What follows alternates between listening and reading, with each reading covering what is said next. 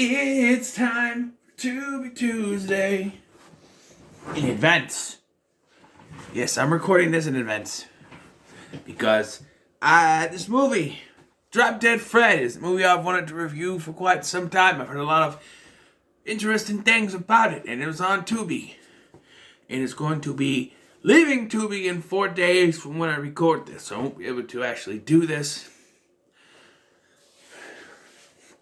next week when I would record the review. So here we are, Drop Dead Fred from 1990 something. Starring Phoebe Cates and Rick Mayall, and directed by Ed Young, I don't know. But it's a story of a woman who used to have an imaginary friend.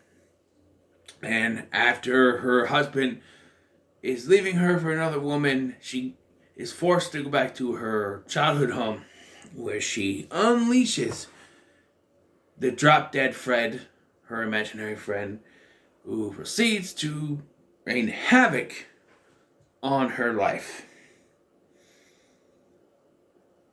To be honest, I heard a lot of bad things about this movie.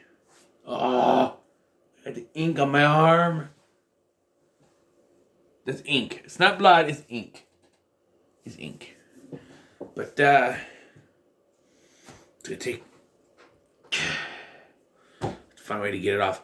But, so to be honest, when I started watching this, I didn't think I was gonna be able to finish it.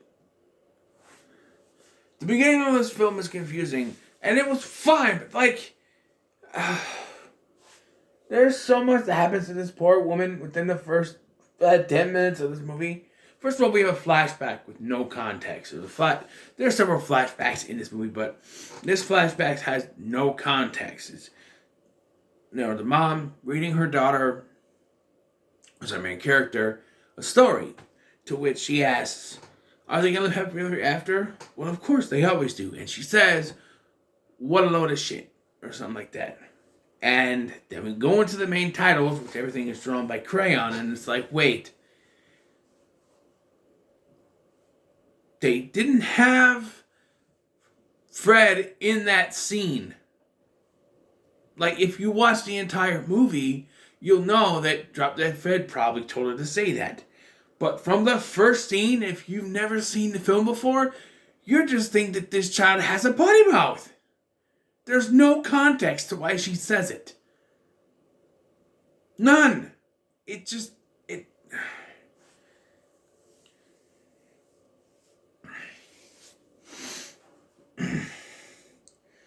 But we meet our main character,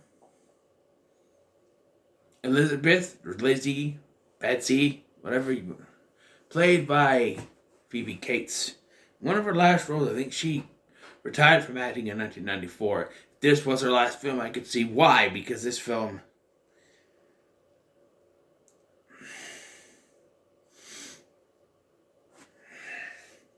new to it, but in a span of what feels like less than 10 minutes, her husband breaks up with her because he's in love. Her husband leaves her because he's in love with a woman named Annabella, played by an uncredited Bridget Fonda, by the way. In one scene, she's in one scene that we actually see her. He leaves her. She goes to a payphone. This is the 90s. And while she's there, someone breaks in and robs her car, steals her purse. Another person comes along and steals her car. And this causes her to be late for her job as a, stenographer or whatever, that in the courtroom there that logs everything. And she gets fired because of it. That's less than 10 minutes in. And she's lost her husband, her car, her purse, her job. And her mother shows up, her overbearing mother. And my God, she could rival Joan Collins. I don't know who's worse, her or Joan Collins. I mean, the wire hangers thing. But she doesn't do oof. I don't have the strength. I just, this, later in the film, we see a flashback where Drop Dead Fred wants to push her out the window. I'd do it. She is the worst mother character in the world. But she forces her daughter, like she has her best friend there, Janie, played by the late Carrie Fisher, may she rest in peace. And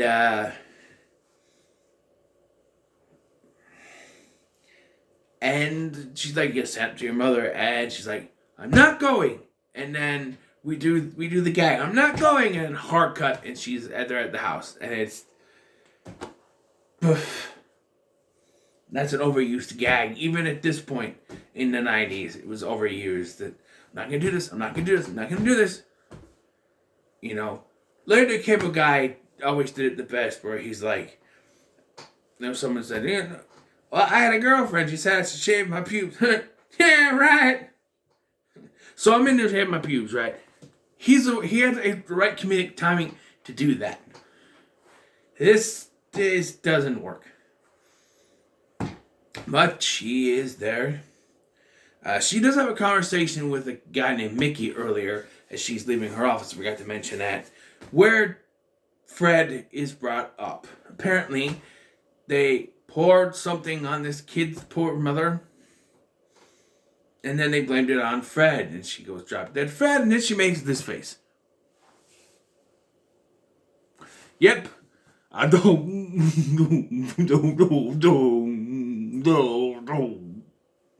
That's the face she makes. Drop dead Fred. Think about that. When you were fantasizing about Phoebe Cates in Fast Times at Ridgemont High, as it's panning up and she goes like this, think of this.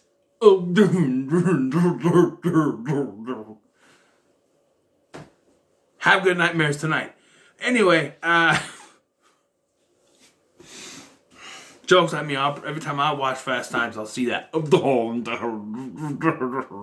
Anyway, so she's at her mom's and she finds this Jack in the Box or something, and when she opens it, he is released and they cause problems. He comes in and he smears dog shit all over his mom's new clean carpet. Her mom's new clean carpet. And yeah, this is where I was like, this is supposed to be funny? I mean, as an adult, I wouldn't want dog shit on my carpet either. I mean, well, she's a bitch, but there was a couple of jokes I did laugh at. There's one that she laughs at. Because, okay, you cannot tell me that we're supposed to think this guy is funny when Phoebe Cates' reaction to everything is just... Like, seriously, he's doing a bunch of goofy-ass shit in the kitchen. That's a reaction. Like, is there a point where he gets his head stuck in the refrigerator, and he pulls it out, and it's all flat in, like, the best effect of the film. And she's just... It's not until he crawls underneath and looks up the mom's skirt and says, cobwebs, that she laughs. And I will admit, that's funny. That's one joke.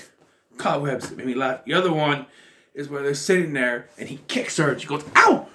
For some reason, ow! Make me laugh. I don't know why. But, and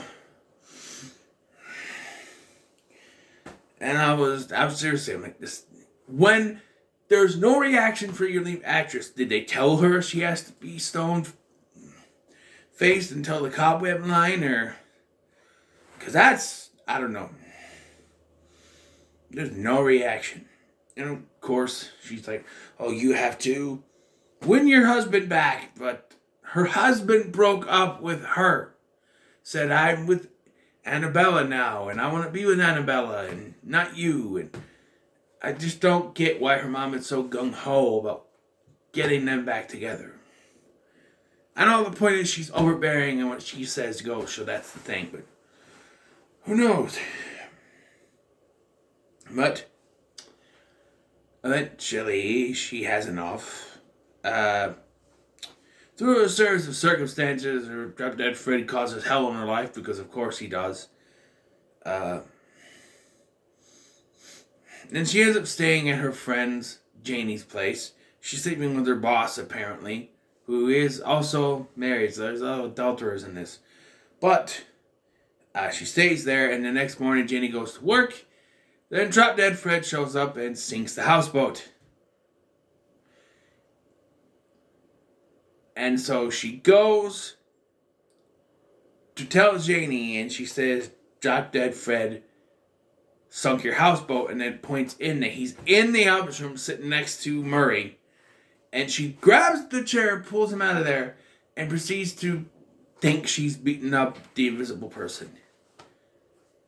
Okay, so when I saw that this person was going to believe that Drop Dead Fred existed, I was like, okay, she's going to have that one friend that believes her. But what they do with it, she thinks she's beating up an imaginary person. And they even have a line, I'm running for Congress. What do you think does it look like I'm doing? It looks like you're losing your mind is what it looks like. Because Drop Dead Fred moves from the chair as soon as he's pulled out. So, I don't know.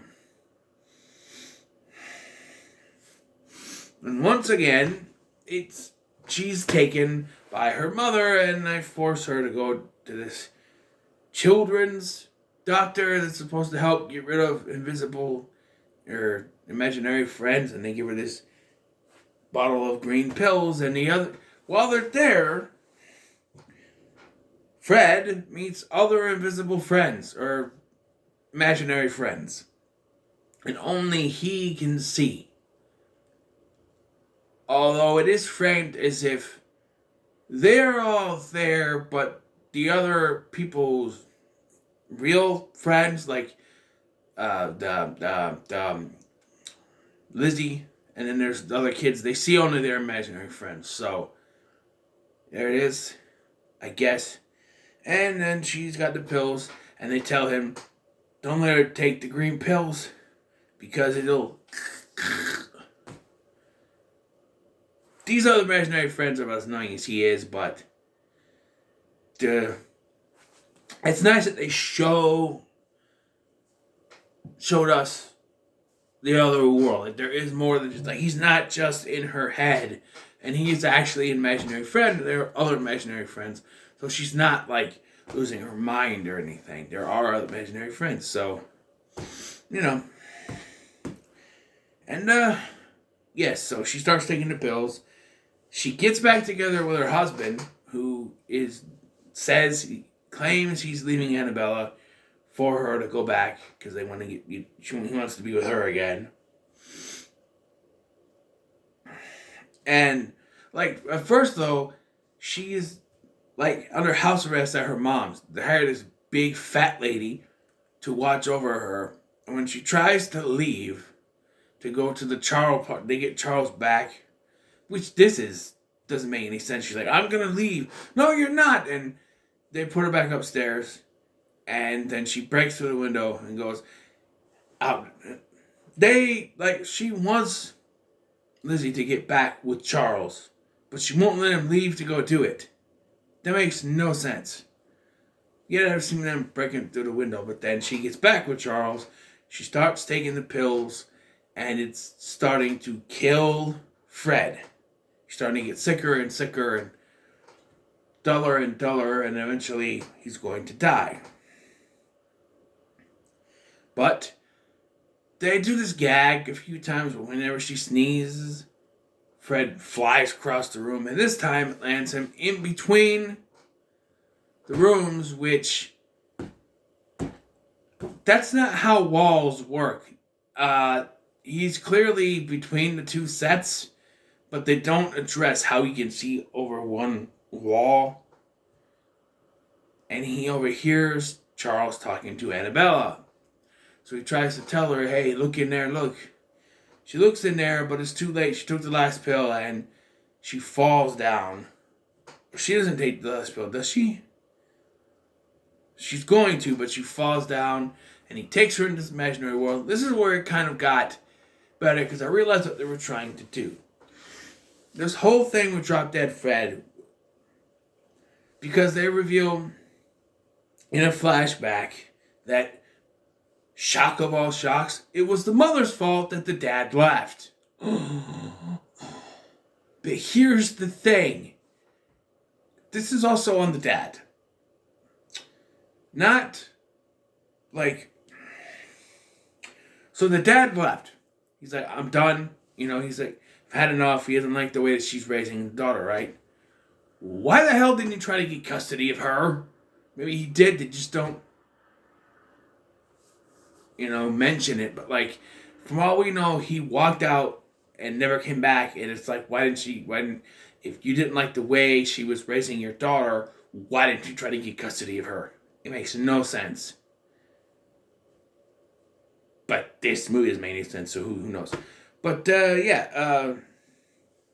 so in this little dream area, she stands up to Charles by deflating his car and making him fly around the place, and then standing up to her mother by saying, I'm not afraid of you, but they have to use a tree to get up the stairs because the stairs are flat. I don't know. And then she frees her childhood self, and then Fred says, I can't leave. I'm assuming it's because the pills have made him too weak, so he used the last of his energy to take her there to get through the message he wanted to give to her. So he can't leave, so they say goodbye. Although, from what we find out later, he's not completely weak, but who knows.